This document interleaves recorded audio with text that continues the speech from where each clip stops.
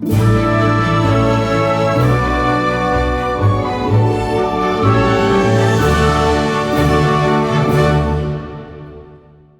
afternoon and welcome to this, the fourth award ceremony for the Concours Virtual in aid of UNICEF.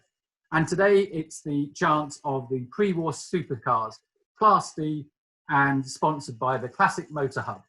So thank you very much to the Classic Motor Hub for sponsoring this particular class. With me, I have David Lillywhite. David is the co-chair of the Concours. My name's Jeff Love. I'm the other co-chair. And we've got with us Peter Larson. Peter Larson was one of the key judges in this particular class. Peter is an automotive historian. He has written many books, particularly on French cars and French coach builders. And he's a very well-known and sought-after Concours judge in some of the top concours around the world. So great to have you with us, Peter. Thank you. So first off then, we will run through the winners of the People's Vote. And David, if you could tell us in reverse order, the People's Vote, that would be great. Thank you.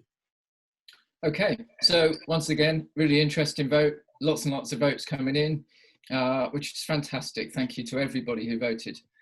Now in third place, we had the 1925 Hispano Suiza, owned by Fritz Burkhardt.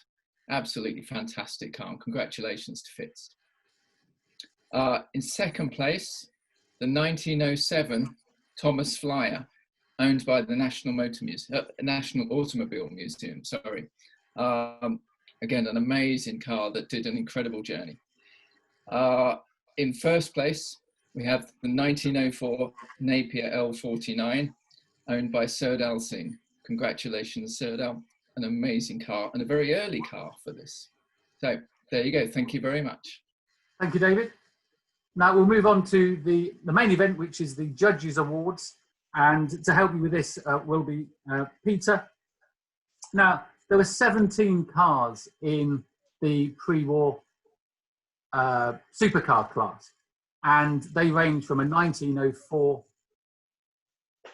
Napier, which is what actually won the People's Vote, as we've just heard, right the way through to a trio of BMW 328s in the late 1930s.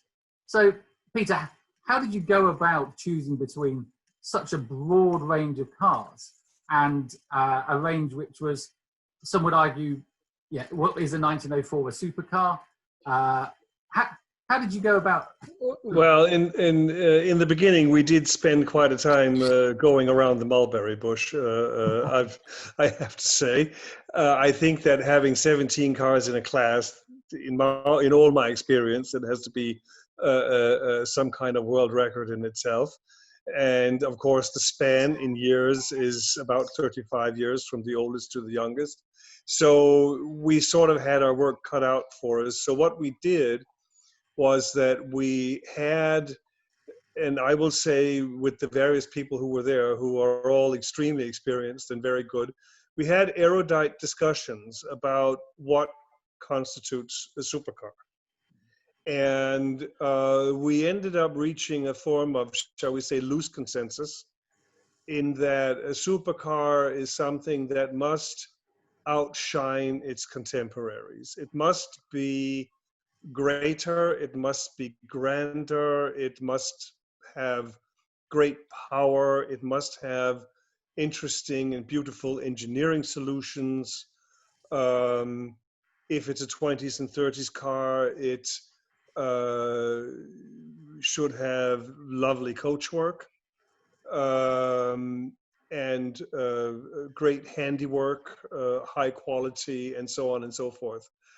We strayed a bit and also discussed modern cars, which are called hypercars. And it was my contention that we live in a different world now. If Kia decided to build a 16-cylinder car with 1,334 horsepower or whatever, they could do it. Yeah. It's just a question of how much money they would be willing to lose on such a project. But if the board of directors okayed it, they could do it. Toyota built Lexus built a supercar a couple of years ago. But then we centered on the question of pedigree and provenance. And irrespective of how fast and how many of the laws of nature and gravity that this Lexus can sort of cancel out, it will never have pedigree. It will never have history behind it. And the difference is that in the 30s, not everybody could do everything. Talbot Lago had Wilson pre-selected gearboxes, which aided their shifting in racing. Alfa Romeo had Vittorio Iano, who designed these jewel-like engines. Bugatti had the same thing. Some makers had excellent foundry techniques, others excelled in other things. So it was a really very varied field. If one bought a Bugatti Type 57 SC, one got something which was quite different than if one bought an Alfa Romeo 8C 2300. And so we centered our discussion around that. And then in the end, Paul said, well, you know, simple is good.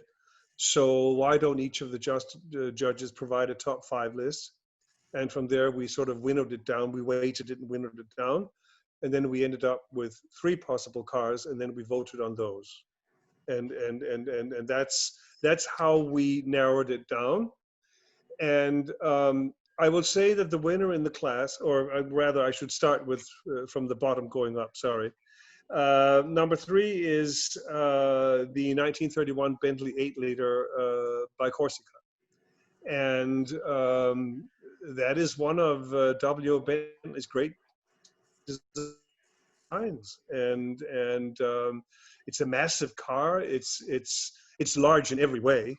We mustn't forget that Mr. Bentley was a railroad engineer, and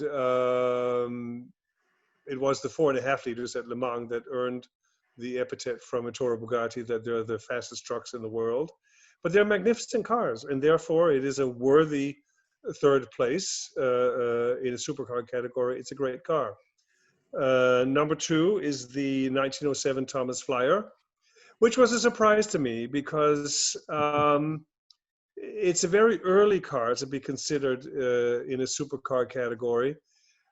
But we agreed in the group that a car that could accomplish that amazing feat qualified itself as a supercar, because could other cars have done it without breaking down? It was an amazing feat.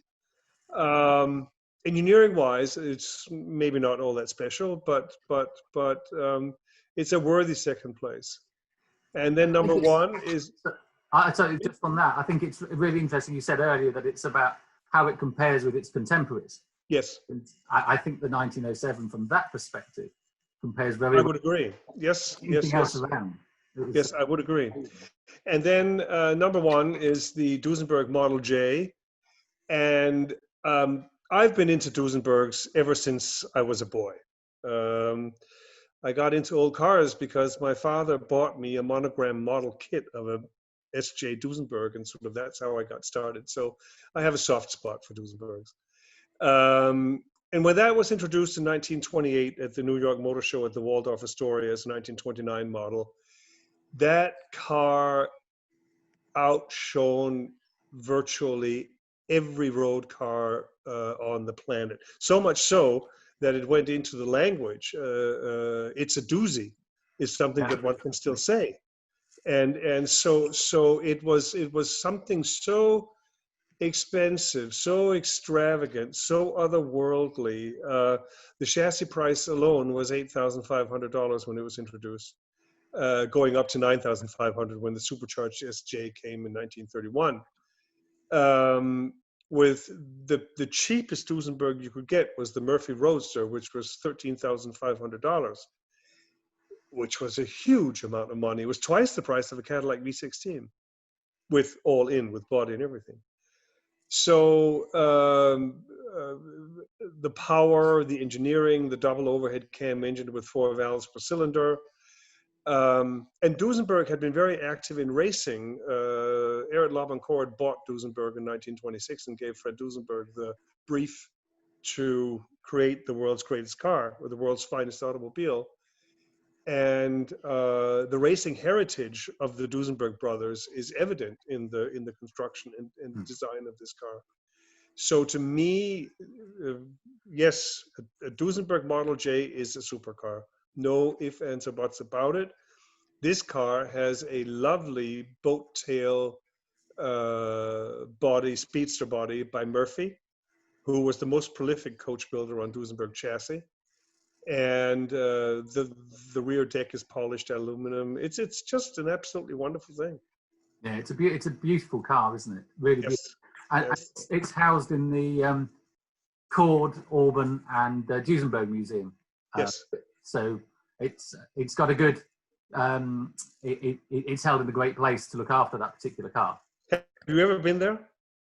I've not. No, unfortunately not. It is probably the single most beautiful Art Deco room in the world. Oh, really? It's amazing, truly amazing. It is a showroom of great beauty. Okay. Well, thank you very much for your deliberations. Obviously, the Duesenberg was a popular choice for you. Yes, I think very much so. I think it stood out amongst all the judges as well as the winner from what I heard from Paul. So thank you very much for your time. So just to reiterate then, in third place was the 1931 Bentley 8-litre Tourer, owned by Stephen Brewer. In second place was the Thomas Flyer, which resides in the National Automobile Museum. And in first place, the 1932 Duesenberg Model J Torpedo by Murphy, which resides within the Auburn Cord Duesenberg Museum. Thank you all very much to the judges and the judging panel for the work that you put in to come to this conclusion. Thank you very much to our class sponsors, the Classic Motor Hub in the UK, to Haggerty, who are our presenting sponsor for the entire Concours. And ultimately, please remember, this is in aid of UNICEF. So if you get the opportunity, please donate on our Just Giving page. And keep coming back for more. There's another 12 or so classes still to go yet, and there's some fantastic cars coming through. And I know, Peter, you're going to be judging in a few more of them as well. So thank you very much. And I look much forward to it. Great. And from me, thank you very much, and see you soon.